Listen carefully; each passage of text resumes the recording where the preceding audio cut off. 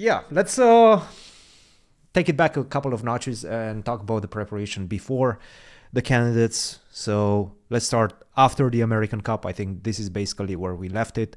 We didn't do a recap of the American Cup, if I'm not mistaken. In No, we retrospect, did we? We didn't, no, right? we did We not. didn't. In retrospect, did you feel like that tournament helped you be in shape? Did it play against your energy levels? Let's say, how did you feel that tournament impact on the candidates? I would say neutral. It didn't like disturb my energy. First of Mm-hmm. all, it was quite a break in between those two tournaments. It wasn't like it wasn't a 14 round event, right? It was kind of a few classical games, a few rapid games, and so on. It was quite an intense schedule because we did play like classical and rapid tie break in the same day. So that's pretty intense, Mm-hmm. but definitely not the kind of intensity that like lasts and takes your energy, let's say a week after. This is the sort of thing like you're tired at the end of the day. Um, and maybe you're a bit emotionally drained because Yes. of okay, a lot in all these rapid matches, there's a lot of like ups and downs and so on. And it was overall a fun event. Of course, congratulations to Levon for winning that tournament. He was the deserved winner, basically after he beat me in the Blitz tiebreak, in the Blitz playoff. Then it all seemed pretty smooth for him after that. Like I think that was the moment when he started to really feel very confident about his chances to win the tournament. And yeah, a good tournament for him. And then we started training. So we did like a few days of training, and then we went to Toronto. Yeah, that was directly in St. Louis, directly after the American Cup. Spent a week there. Then myself and Grigory, we traveled, as well as Misha Antipov, who was on the team as well. We traveled to Dallas to play the collegiate Final Four, and then immediately after that, that was just a weekend. Flew to Toronto, and we met there on April 1st. That was a few days before the beginning of the candidates. We had some time. I think it will definitely help being on basically the East Coast, same time zone. So, how did you feel about that? Do you prefer? I mean, you've played so many in Europe. Now, this one was the first one, let's say on home soil. How would you feel about that?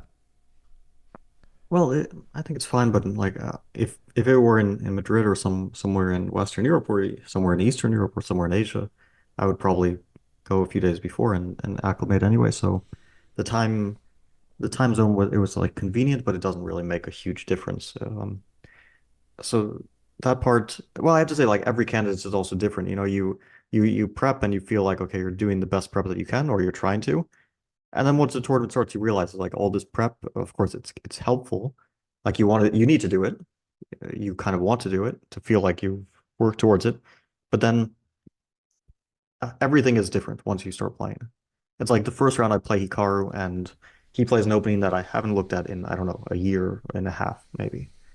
And uh and did prep play a role in that game? Like prep, you have to do it, and some games prep plays a role, and some games it doesn't. And overall, the preparation I think was pretty decent. Mm-hmm. It's, there's always going to be mistakes. There's always going to be things you look back on, you're like, I should have done this differently. I should have done that. And sure, you can't know everything is easy with hindsight, right? Like I lost to Hikaru, I should have played a different opening. But okay, you play a different opening, maybe you also lose. And maybe you play that opening, but you play a bit better and you win. So it doesn't come down to openings, but you still need to prepare the openings. But it basically never comes down to openings. Uh, like I think this is the difference between theory and practice because once you're like before the event, you're thinking about all the things that your opponents can do, and you always think my opponent will do the best possible thing. Because what else can you think, Mm-hmm. right? Like Mm-hmm. you can't predict the mistakes they'll make. You can try, but you probably can't predict it because mistakes come from a place that you don't know where it will come from, right? It's like your opponents know they're strong players. They're capable of making the best moves. They know what the best moves are most of the time. And then something weird gets in their head and they make a mistake. Or Right. weird gets in my head, I make a mistake. And you can't predict what that will be. So you prepare for the best things that your opponents will do. And then suddenly you get to the board and you realize that, of course, they will not possibly play the best moves. they will not play the best openings, and neither will you.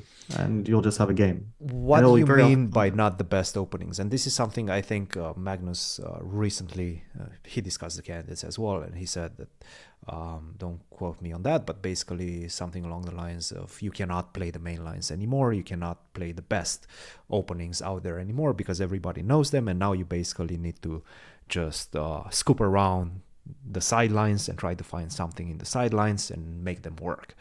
Um, let's talk about that and the type of preparation that we had to do also before the event to try to accommodate that reality. And then let's start with the first game against Hikaru where he surprised you with a complete sideline as well. Okay, so first, what do we mean by the best openings? So I when don't you know, think the the best Berlin, openings, uh, yeah, yeah. So the no, I just want to Tarnish, get yeah, into it a bit like in terms of a theoretical sense. Like we understand the Berlin is the best opening, the Petrov is the best opening, and so on. But like when you say the best opening, you probably mean the one which allows you to equalize in the most comfortable way the with Najdorf, black. for example. I would call that Yeah, but one of this the is a best question. openings Is as the well, Najdorf the best opening? Because the Najdorf is a great opening, which will certainly equalize analytically, objectively. Yes. and very often will also give you a fighting position. But depending on who you are, maybe it's not a good opening for you. Maybe it doesn't, maybe it gives you a fighting position, Mm-hmm. uh, but you don't really want to fight. Mm-hmm.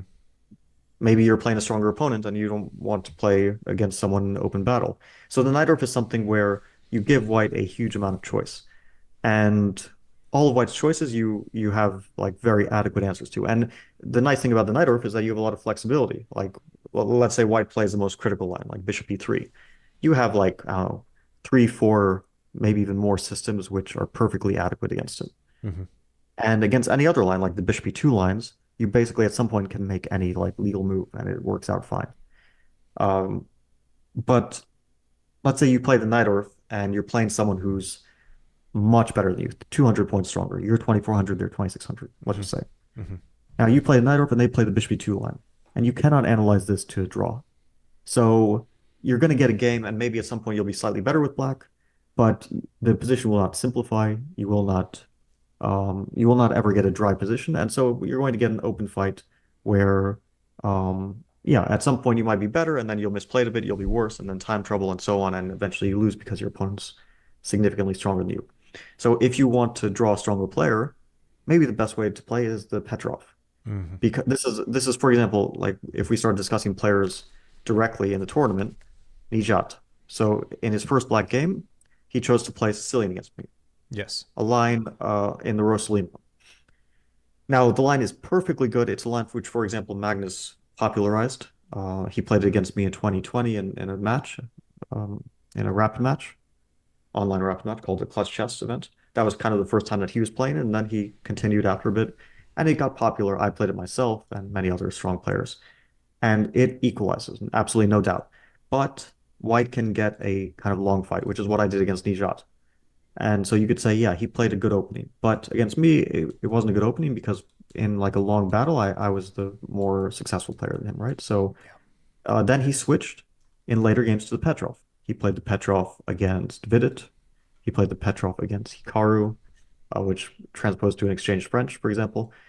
He played the Petrov against Gukesh, Mm-hmm. and even though he lost that game, he did at some point equalize the position. So that's a better choice. You want to try to squeeze the game into a direction where you control kind of what will happen. Like White's options are limited, so you control more or less what your opponent can do. You can kind of predict where your opponent may go. And this is a And strategy you would say for a newcomer like Nijat, for let's say an underdog like Nijat, try to cement your opening repertoire so that your opponents are forced basically to try for more, try for a win, and perhaps break their necks while they do that. well, okay. So first of all, this is my advice in general. I'm talking about like Grandmaster, like Nijat, very strong Grandmaster. He's still playing players stronger than him in the candidates, but still very, very strong Grandmaster. Now, Yes. if you're like, just beginning at chess, then just learn an opening and learn it well, and it'll work out for you. It actually doesn't really matter which opening. Um, just something you're familiar with. Yeah. Now, if we're talking about like the meta strategy of very strong players, then each player has their own. Like you see, Jan, he has his Petrov. He's very Mm-hmm. comfortable in it. Mm-hmm. He plays it consistently.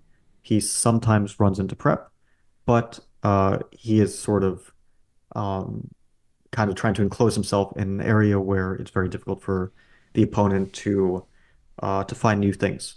So with Black, he's trying to create some sort of wall, right? Yes. Do this in the Berlin, you can do this in the Petrov. You can also maybe do this in other openings, but those are probably the two where you um well, the Petrov has the added advantage that you avoid the Italian, for example. So in the Berlin, of course, it's like very direct. Like on third move, you're trying to get your Berlin and you're trying to close off White's options, but you do have the Italian to account for, so White has some flexibility. The Petrov basically it starts on move two. The only way to avoid the Petrov is there's two ways. Well, either you don't play e4, so you bend in the first move entirely, or you play the bishop's opening, uh, which or maybe the four knights, but the four knights is sort of dead these days. So bishop's opening, okay, kind of half dead, but maybe you can still try. Um, and so this is like this is what like Rustam told me in 2017. He's like, okay, we're going to kill chess and we're going to do it on move two. We're going to play the Petrov and the Queen's Gambit accepted. So I started playing those two openings. Petrov, Queen's Gambit accepted. Uh, I didn't. It's not my style to do this, but for a period I did do this, and you could say with some opening success. Like it was difficult to get an advantage against me. Yeah.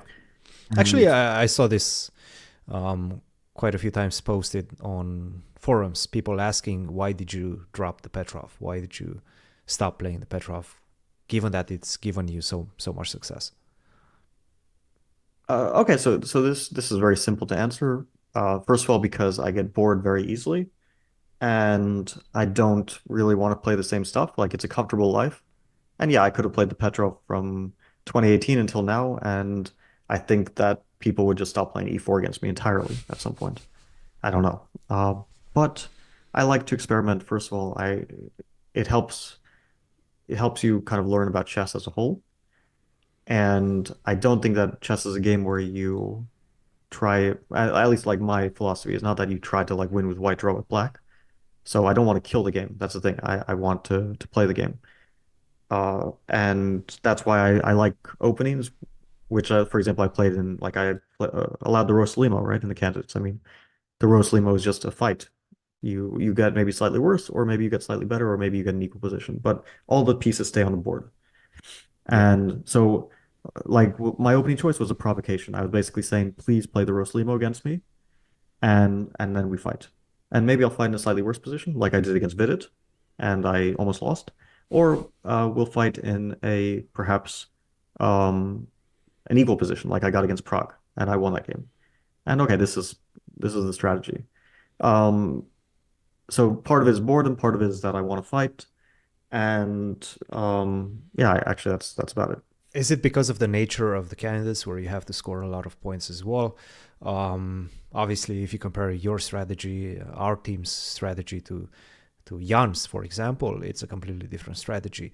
Um, First of all, how did you see what did you think the winning score would be before the event started, and sum up our team's strategy, let's say in terms of opening choices? You kind of already did, um, but if you want to add any other details on top of that, feel free to do so. Well, okay, so I think that the winning score, you could probably predict that it will be +3 or +4, and probably +3 feels a bit underwhelming because, with all due respect again, Nijat was a target. Mm-hmm.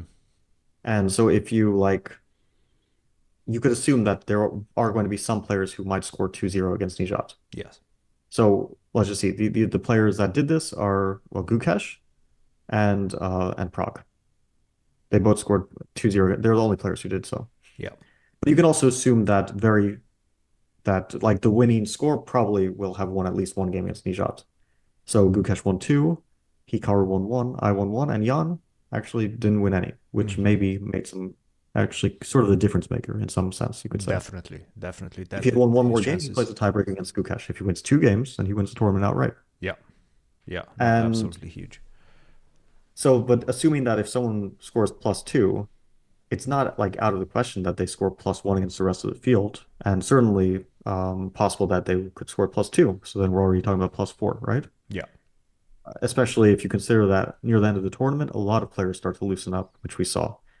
Ali Reza already loosened up around like I don't know which round, but quite early on. Prague loosened up at the end, and Vidit was up and down throughout. So it's not surprising that like let's say someone scored 5 wins, which is what happened actually. Yeah. Both Hikaru and Gukesh scored 5 wins, and if Hikaru had just not lost against Vidit, he lost 2 games. He would have been +5. Yeah. So actually, Hikaru, like to his credit, he did a great job of winning games. He created a lot of chances for himself. To his detriment, he did lose 2 quite poor games against Vidit. These were not good games. They were surprising for a player of his caliber, but everything else he did great. It was just like somehow he had this weakness against one player, which was probably just an accident, right? It's just he Hikaru had was a a huge bad day. dilemma, right, for us, and I would assume for pretty much everybody during the candidates for every team, because I wouldn't say his openings were necessarily super impressive.